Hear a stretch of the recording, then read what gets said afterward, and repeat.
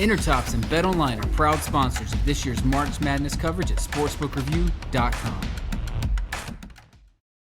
Yes, here we are. Friday, March 16th, live Sports Pit 2.0.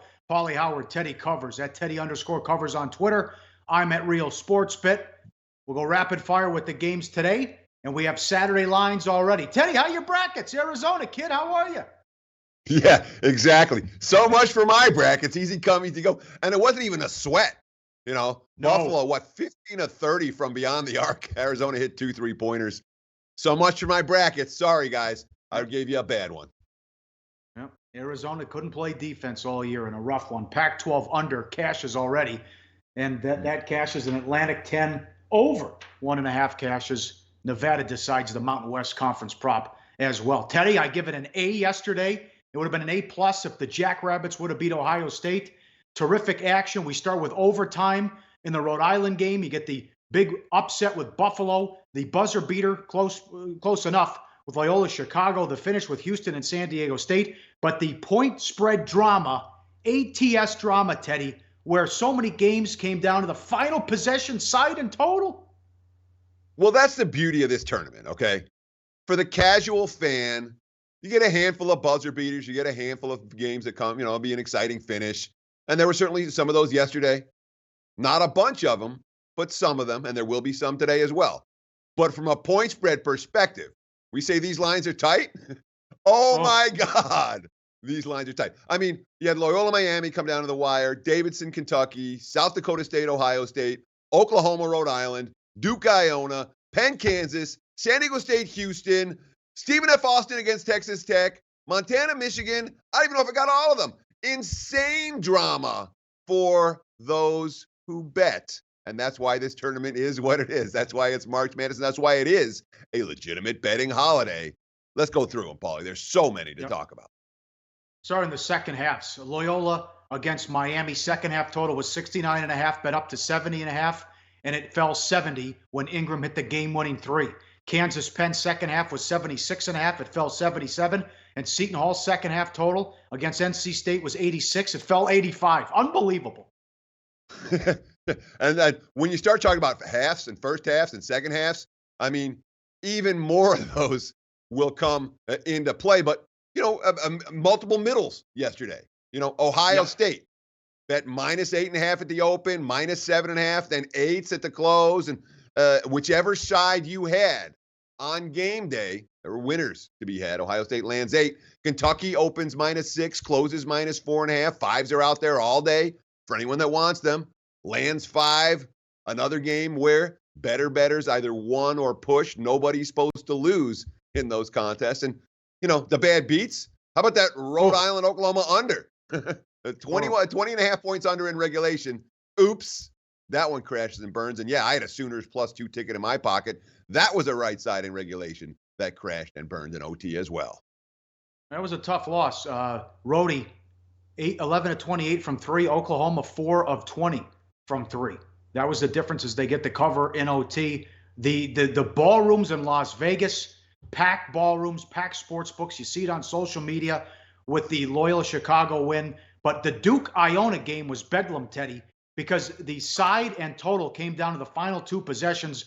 Duke from 18.5 up to 21, and then the total bet up from 156 to 160. Coach K takes the starters out, puts the scrubs in. They couldn't score down the stretch. Iona has a look at a 3 and the final possession, and they were getting wide open looks and couldn't get inside the number. And then you only needed a couple of points in the last few minutes. You couldn't get it? No, I mean, that's a brutal beat if you had the over in that ball game. But it's something we talked about right here on SportsBit, saying when Coach K gets the lead, he wants to shut it down. And you look at the pace over the last 5 minutes of that ball game, was a glacial pace. Brutal beat. Really tough beat. No question. If you had the over in that ball game. But if you had the over, hopefully you hedged with them second half under. You had a nice middle working for you, and you were able to at least get off that bet. But Duke-Iona total inside. Nova, a 1-possession game against the spread in the final minute. That game got all of a sudden a sweat where they didn't, they were up, 30 in that contest and didn't put it away. Bama a one possession game against the spread in the final minute. You know, I mean, there's so many of these, Pauly. We talked about like the ones that came down to the final possession. These are ones that just, Michigan, Montana, final minute. If Montana hits a three, if Michigan misses a shot, boom, there's a cover the other way. The Texas Tech closeout against Stephen F. Austin. The 13-2 run out. One more Stephen F. foul. Red Raiders cover. Are they going to foul? Are they not going to foul? Yep. The drama's intense, man. It really is. Kansas Penn was tough. If he had Penn, that was tough as well. They were in that thing the whole way, and then some threes late. They actually had the lead. And this is big. This is popular in Vegas. All these places should do it because you just see the handle on the coin toss for the Super Bowl. People love in-game wagering, and people want to bet something fast that's decided and cash a ticket and put it right back into play within 5-10 minutes. The first to 10 or 15 points in a tournament game. Huge handles at MGM Properties. They do that. Well, how about Penn, the 16? First to 10 and first to 15 against Kansas. So get a nice payday there in that one. So I thought an incredible day of basketball, Teddy. Great action, ATS. Certainly a lot of fun. I know only one. Go ahead. Go on. Yeah. No, only one big upset. Only one what? But it was just fantastic action. It was better for bettors than it was for fans. We're talking about all of this drama, and there were a handful of right sides yesterday. If you had Wilmington, you certainly had a right side. There were, a few right side winners.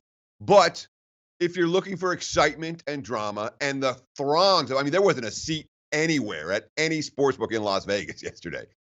Not a one. But you talk about those first to 10, first to 15.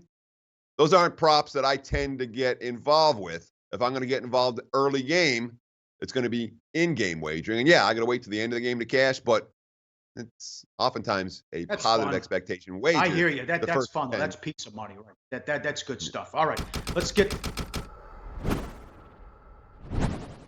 Thank you. Thanks to Bet Online. Let's get to the Friday games. This is a late game, 8-9 matchup. Kansas State against Creighton. This was 3. Now you see in pick'ems. I don't trust Creighton at all. They don't play defense, and they are 1-9-1 in their last 11 tournament games. Teddy. I'm not in love with Kansas State either, but I agree with the move here. Is it some Kansas State money? What say you? Kansas State will screw it up somehow. It's what they do. All right, the Wildcats hang around for a while and they lose. By the way, we're going to go through these games in rotation order, not in tip-off order. Obviously, if you're at home, you've got the rotations in front of you. You know the game schedules. But I'll tell you this. You look at the defensive numbers. There's a dramatic disparity on defense. Creighton, number 314 in the country in turnover percentage. Kansas State, number 26. Block shot, Creighton above 300. Steal percentage, Creighton at 274. Kansas State's at 6 in that category, by the way. They're not a great shot blocking team, but certainly better than the Blue Jays. All of that being said, I continue to look at the Big East as a conference that was like, you know what?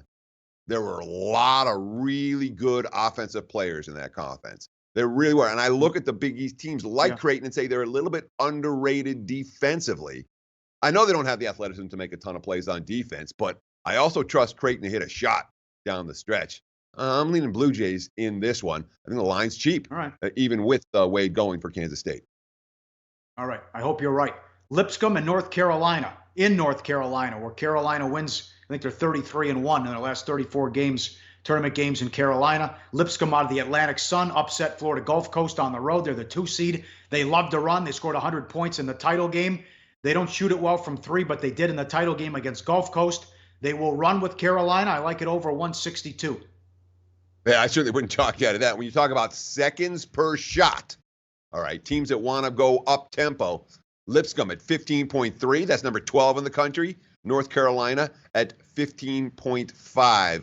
That's number 16 in the country. And some of that has to do with the fact that Tar Heels are so good on the offensive glass. They have a lot of short second chance possessions. But the bottom line is these are two teams that want to push the pace. And Lipscomb looks like they're going to run with North Carolina, which means, maybe they're out there having fun. The Tar Heels defense will at least make you work on the defensive end. Lipscomb, not so much. 7-10 matchup. Butler now a 1.5-point favorite against Arkansas, a big total. 152. I'm going to sit back and enjoy this one. I don't have a strong opinion. What do you think of Anderson and the job he's done now this year? A different kind of Arkansas team this year. Yeah, it really is. It's not vintage Mike Anderson. This isn't a team that got here by stealing the ball and creating incredible pressure. They got here by avoiding opponents stealing the ball and their own exceptional ability to avoid turnovers. Offensively, number 18 in fewest turnovers, the percentage number 17, the steal percentage number 9. They never turn the ball over or rarely turn the ball over. Those are all the lowest since Mike Anderson got at Arkansas. And yet, in terms of forcing turnovers on the defensive end, over 100 in total turnover percentage and steal percentage. Not dynamic in that regard on the defensive end. But, I said I like the Big East in general. Butler sure feels like a public favorite today, man. Everybody I talk to is Butler in their brackets and Butler in their pockets. And it's just this assumption that, Butler, they win every year. Meanwhile, the SEC, 4-0 yesterday. Let's put it this way. I wouldn't lay with Butler. I can only take Arkansas here, even though I like the conference that Butler is from. Syracuse and TCU, 6-11 matchup. This streak's on the line because the Bonnies lost yesterday. A team out of the play-in game has won their next game in the tournament since they went to this new format and added the play-in game. So it comes down to Syracuse. 5's now on TCU. Is it possible that TCU got better with Robinson and then when Fisher got hurt out for the year? Yeah, but it's a really interesting matchup here. When you talk about what TCU brings to the table, this is a strong offensive ball club. Number 8 in total offense. Number 13 in effective field goal percentage. Number 13 in three-point shooting percentage. Number 12 in two-point shooting percentage. The inside-outside balance for the Horned Frogs has been there all year. And you say, they've been better with Alex Robinson than they were with Jalen Fisher at the point. There may be an issue, however, when you talk about that type of offensive production going up against Syracuse defense. Now, it is worth noting, Jamie Dixon has experience against Jim Boeheim's defense from his time at Pitt. That could give TCU something of a prep edge in this one against a zone defense that is oftentimes difficult to contain. But, Syracuse, that zone was unbelievable against Arizona State. It's been unbelievable for extended stretches this season. I'm in no rush to lay points against the Orange. The last team in might be a Sweet 16 team. All right, this is a damn shame. Bucknell can play. A loaded team out of the Patriot League. I think 3 guys who average at least 16 points per game. A 30-point win in the semis and the championship game of their conference tourney. Played a tough non-conference schedule. They are catching 13.5 against Sparty and the games in Detroit. But you saw yesterday, Michigan, slow start, down 10-0, and Ohio State tied at the half against the Jackrabbits. Dude, does Sparty get up to a slow start? Yeah, and there's another factor with Sparty that I haven't heard anybody talk about. We're going to talk about it right here on SportsBit. All right? Michigan State's schedule for the last month has been a joke. I mean, they've played exactly one game versus a tournament team. That's NCAA or NIT over the last month. That, an 11-point loss to Michigan in the Big Ten tournament. Their other games, Minnesota, they stink. Northwestern, they stink. Illinois, they stink. Wisconsin, they stink. Wisconsin again, they stink again. Sparty hasn't stepped up in a long time, and the last time they did, they got beaten up by double digits. I know Bucknell's not stepping up for Michigan State, but I worry about the Spartans in this game. I really do. I could only take the points with the underdog. Good for you. A lot of people I respect are on Bucknell as well. 7-10 matchup, Texas against Nevada. Nevada now the favorite, 1.5. They're loaded. They have a lot of talent, but they're not deep.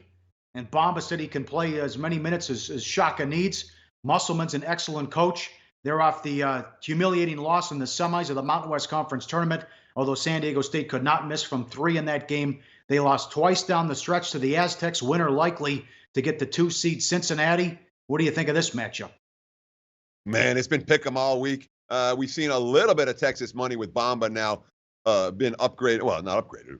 We knew he was going to play, but with his minutes, without a minute restriction for Bamba, we've seen a little bit of Longhorns money. I mean, I can tell you right now, this game's coming right down to the last minute. You want drama? Bet this game. Whatever you have, this is the drama-filled finish. Nevada has NBA talent, which is something, we've seen from the better teams in the Mountain West fairly consistently in recent years. Nevada with a couple of guys likely to go pro. Certainly the Twins are in that category. And they have a lot of offensive balance. They have big guys who can handle the basketball. Their big men can pass out of the post, But I don't know if that offense is going to work against this class of defense. Texas number 11 in the country, and they have their big man, and that's 11 in the country overall. Remember, Bamba missed time, so with him in, they've been even better. Fun game to watch. I think it's going to be a real tough one to bet on. I've gone back and forth. When I go back and forth, Pauly, what do? You leave the freaking game alone. All right, I have no opinions on these next two games either. 116 matchup. Xavier is 19 and 160 the total against Texas Southern. Lost their first 13 games, made the tournament, got the win against NC Central. NC Central probably the worst team ever to make the field. I think they were the 6th seed in the MEAC, so that tells you all you need to know in a bad league and a team that got hot at the right time. Xavier gearing up for the second round matchup. They get the winner of Florida State, Missouri. What do you think of Xavier laying a big number? Well, I mean, Xavier, they have great offensive balance. All right. Yep. They have a ton of good shooters. This isn't one of the tougher Xavier teams that I've seen, and they were number 1 seed. But in recent years, you look at the defensive numbers, they don't force turnovers, they don't block shots, they don't create steals. 227th in the country or worse in all 3 of those categories. Now, is that going to matter against Texas Southern? I don't know. Texas Southern, they don't have shooters, they don't have a whole lot of ball skills. And this is one situation where the dog is not likely to be physically intimidated by the favorite. That's kind of rare when we talk about this point spread range in college basketball. Yep. Florida State was inconsistent this year. I don't want Leonard Hamilton in a big game, but I thought Martin made a mistake in the SEC tournament against Georgia when he ran the offense through Porter. Now it's the second game for Porter. They had time to prepare and get him more involved. What do you think of the 8-9 matchup here? I lean Missouri here, and I'm not worried at all that they got Porter on the floor in the conference championship and came up short in that game. I'm really not. That's in some ways, you'd like to see Missouri make a run and get some on-court chemistry, but make no mistake about it. This is a dynamic and unique talent. He will go in the first couple of first couple of picks in the NBA draft next spring. The bigger issue not the bigger issue, but an equal issue for Missouri is that Jordan Barnett's out. He's the number 2 scorer. He's been suspended. He's an impact player for that team. So now you're adding a guy, you're subtracting a guy, and you're playing against a team that has great depth. I mean, the thing with Florida State, 10 different players started at least one game. No one averages 30 minutes on the team. 10 guys, Hamilton just shuttles them in and out. I worry about the chemistry on floor for Missouri in the end game, but I also think Missouri is the more talented of these two teams. And I mean, Quanzo Martin, they have the talent to make a run in this tournament. I don't know that Florida State does. Lean Quanzo Martin over Leonard Hamilton. All right, I'm excited for this game. A 12 against a 5, Murray State. The Racers are legit, 26-5. They've won 13 games in a row, beat Belmont in the OVC title game. They've won their last 2 opening round games. They have Miller, who averages 14-8. You'll have that kid. He's inside-outside game. And Stark, who averages 21 points per game. West Virginia, they've had issues in the last 3 years in the first round. Beat Buffalo 68-62, blown out by Stephen F. Austin, and then beat Bucknell 86-80. Sagarin doesn't think much of Murray State, but they're catching 10.5 here. And we're running out of teams here with only 2 left. It comes down to Murray State and then New Mexico State if a 12 will upset a 5. So far, 0 for 2. We'll talk about New Mexico State in a minute. But Certainly, I'm not buying Murray State. And you talk about the Sagarin numbers. Sagarin numbers say that they would have been dead last in the Big 12 behind Ohio State. The Ken Palm numbers are very similar. This is not a squad that is quote-unquote battle-tested. Not even close. And the other issue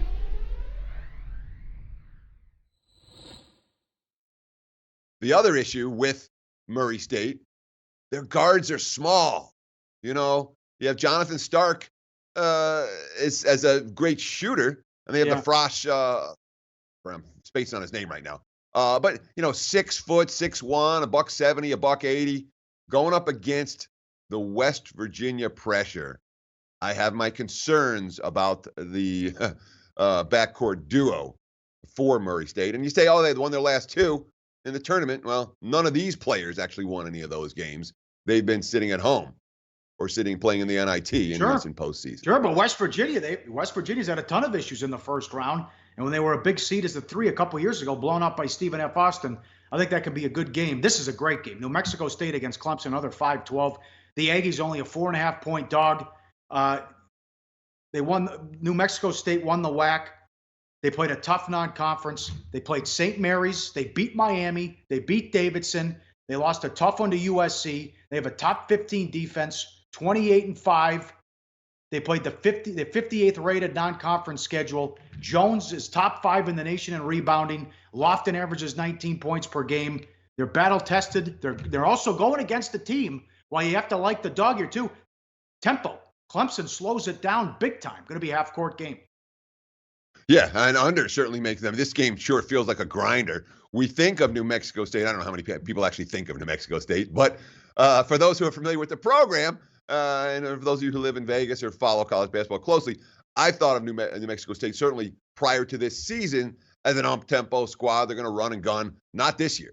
This year, all transfer, and a lot of they call themselves the junkyard dogs. A bunch of transfers from major college programs. You know, the point guard A.J. Harris began his career at Ohio State. Lofton played at Minnesota.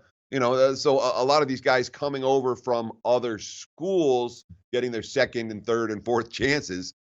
This year, they played defense, real defense, number 16 in the nation, schedule adjusted defense. And they rebound really well, as you mentioned. The WAC Player of the Year, Jamario Jones, number 2 in the nation at grabbing boards. So Clemson's all low variance. This is a grinder team. 17 of their last 20 games have been decided by single digits. You know, they don't have any big-time scorers. They play the slow tempo, but frankly, you know, under makes a whole lot of sense in this one from a total standpoint, and no surprise at all if this one does come down to the final possession. But I'll tell you what, I haven't talked to anybody that I know that likes Clemson. You know, have you? I mean, there's not a whole lot of support for Clemson anywhere in the markets, and that definitely concerns me. We talk about the closeout game late at night. One more before the Saturday games. Auburn against Charleston. Good tweet from Pat 40 at Yahoo Sports. Be careful, Auburn. The FBI is 6-0 against these teams that are involved with the scandal. 3 of them didn't get in the tournament, and now 3 have already lost in the big dance. Could Auburn be next? Charleston's a good team. First time dancing since 1999. Won the Colonial Athletic Conference. Beat Northeastern in overtime in the title game. A good Northeastern team. They were down big at the half. Then they made every shot in the second half. 26-7. They've won 14 of their last 15. Auburn dancing for the first time since 2003. I do not like the way they played down the stretch. Blown out by Alabama. You talk about they also had another, Well, go. They did not play well down the stretch. I'm speaking of Auburn. So maybe you can make a case here for the dog with Charleston. Well, Anthony McLemore was a huge injury. I mean, he's absolutely an impact player. He's their best interior defender, and they haven't been the same defense since he got hurt. You know, as soon as he got hurt, they stopped. They covered 1 point spread since his injury, and that's certainly a problem. And of course, this is a situation where the dog, number 13, is big. You know, Jarrell Brantley's the guy to watch here. 17 points, 7.1 rebounds. He missed the first 10 games of the season. So Charleston's first full season numbers don't have their best player in the mix.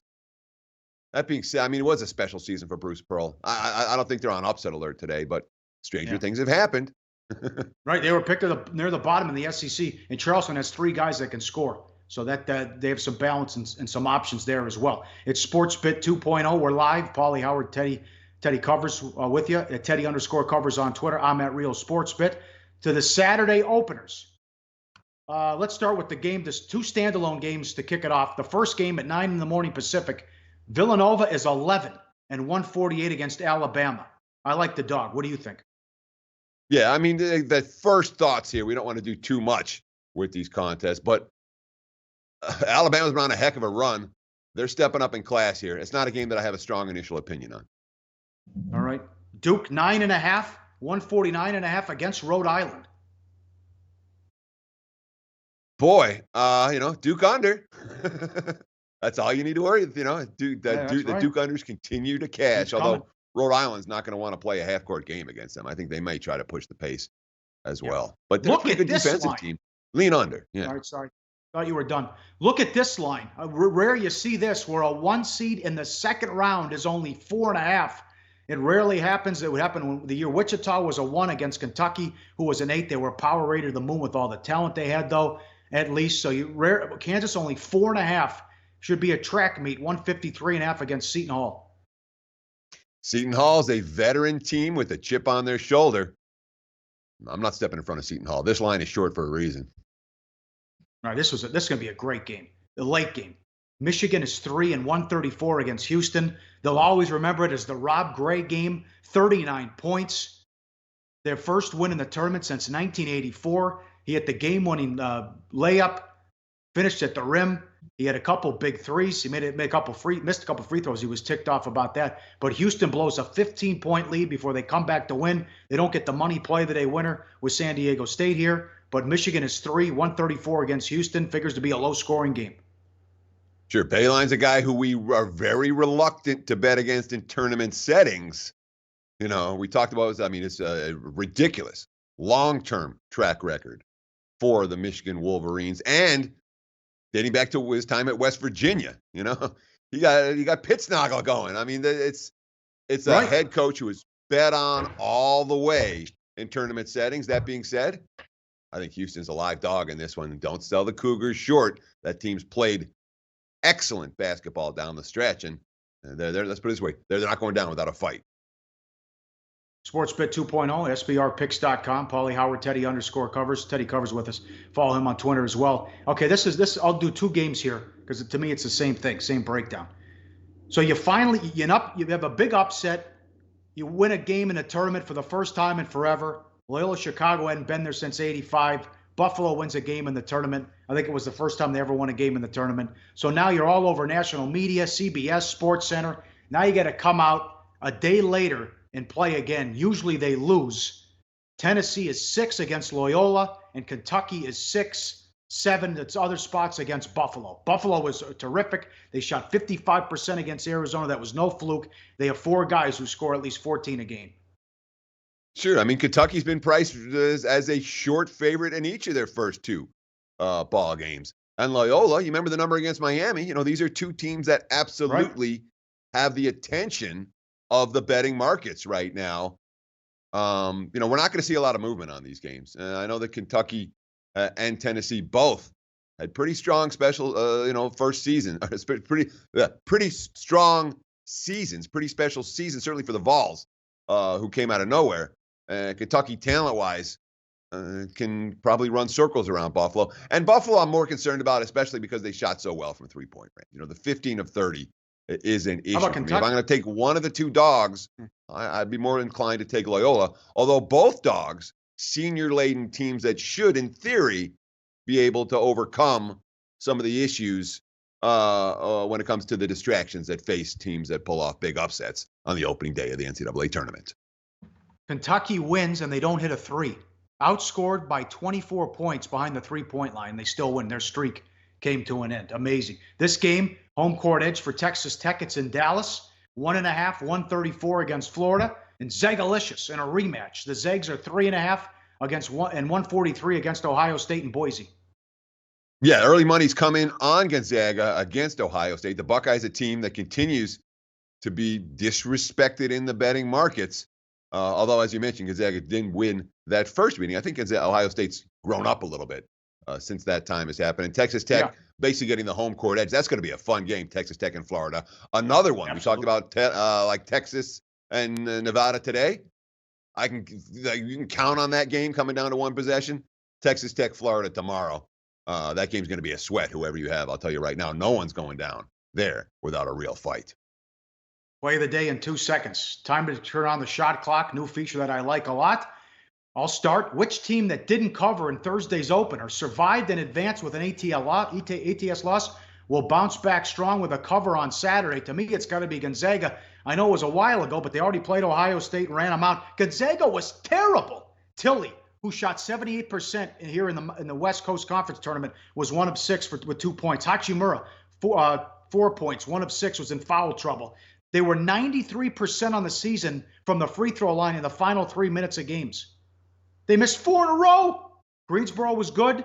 They had size for a mid-major, which was a bit of a surprise. I don't want to take anything away from them. Gonzaga was awful. Still won. Big effort out of Gonzaga Saturday. Yeah, I'm going to take my shot here on the shot clock. The team that didn't cover in Thursday's opener that will cover on Saturday. Let me take a shot with the Houston Cougars. I know they were battle-tested. That was a tough game against San Diego State. Found a way to win it. Yeah. One guy got hot, and that was all they needed. Hesitate to step in front of Bayline, but you know what? This Houston team really is special. I like them.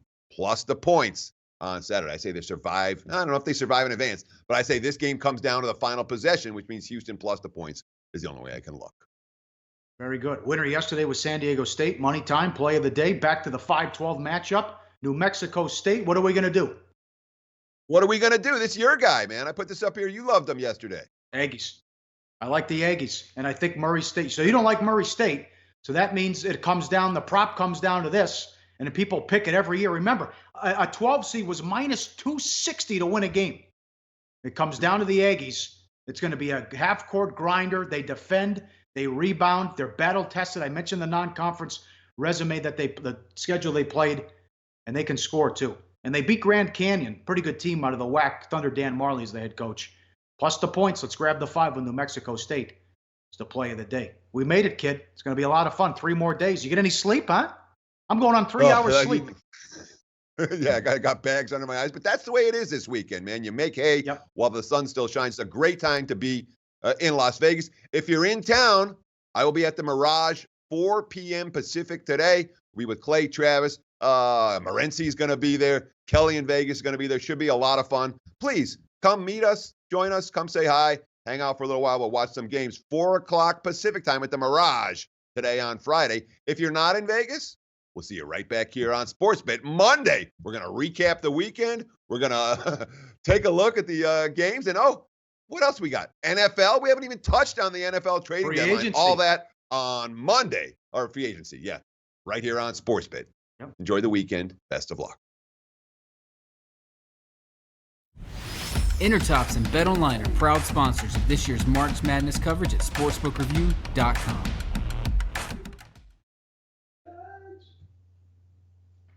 You go down there, huh? How crazy is that, Teddy?